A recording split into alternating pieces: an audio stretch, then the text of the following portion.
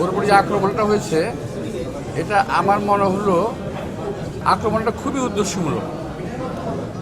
এটা আমার কাছে মনে হচ্ছে না যে এটা একটা মারামারির মধ্যে দিয়ে পিটাপিটির মধ্যে ঘটনা ঘটে গেছে। আমরা তো জীবনে এই ধরনের বহু ঘটনা ফেস করেছি তো আমরা, কিন্তু এই ধরনের একটা অমানবিক মানে আঘাত ওর আমার মনে হয় গলার উপরের মাথার যে অংশটা এটা বোধ হয় ভিতরে কী অবস্থা আল্লাহই বলতে পারে। আমি শুধু দেখলাম যে যেটা রক্তপাত এখনও হচ্ছে মাঝে মাঝে নাক দিয়ে, তো অবস্থাটা খুব একটা ভালো আমার মনে হচ্ছে না। তো আমি আশা করব যে এই ঘটনা একটা সুষ্ঠু তদন্ত হওয়া উচিত এবং যদি উদ্দেশ্যমূলক হয়ে থাকে কী উদ্দেশ্যে তারা কারা কেন করলো সেটা বের করা দরকার এবং তার একটা বিচার একটা হওয়া দরকার যদি উদ্দেশ্যমূলক হয়ে থাকে। তবে মারের যে ধরন যে প্রকৃতি দেখলাম এটা আমার মনে হয় না যে এটা খামাখাই হয়ে গেছে, এটা একেবারেই উদ্দেশ্যমূলক ছিল। যাই হোক, যেটা হয়েছে এখন আমরা কিছু করতে পারবো না। আমি শুনলাম সরকার সদয় হয়েছে, বলেছি যে তাকে বিদেশে পাঠাবে। তো বিদেশে পাঠানো যে কথাটা শুনলাম খুব ভালো লাগলো, কিন্তু এখনও পাঠানো হয়নি, এটা আমার কাছে ভালো লাগলো না। এখন আমি জানলাম বললো যে আজকে এবং গতকাল এবং আজকে বন্ধ দিয়েছিল। এই ধরনের একটা ঘটনায় বিশেষ ব্যবস্থায় তাকে বিদেশে পাঠানোর একটা প্রক্রিয়া করা উচিত ছিল বিশেষ ব্যবস্থায়।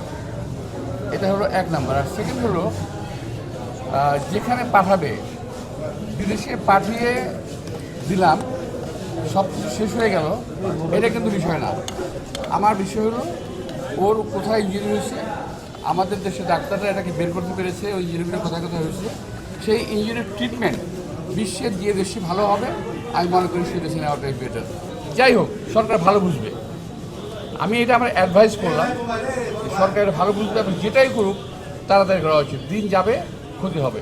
ও যে পরিমাণ অ্যান্টিবায়োটিক পাচ্ছে এখন, এই অ্যান্টিবায়োটিক তার শরীরে বেশি দিন নিতে পারবে না।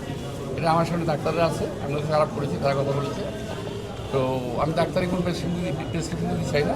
আমি চাই ভালো হোক, আল্লাহ তাকে সুস্থ করে তুলুন এবং দেশের কাজে লাগবে। আমাদের দেশের জন্য অনেক কাজ করেছে, তো ও আবার আমাদের মাঝে সুন্দরভাবে ফিরে আসবে।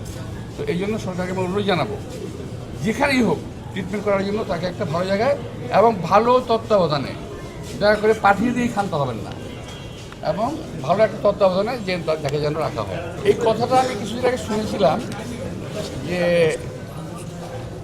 টার্গেট করে কিছু লোককে হামলা করা হবে, এটা বেশ মাঝখানে আগে শুনেছিলাম আমি। তো এটা শোনা কথা।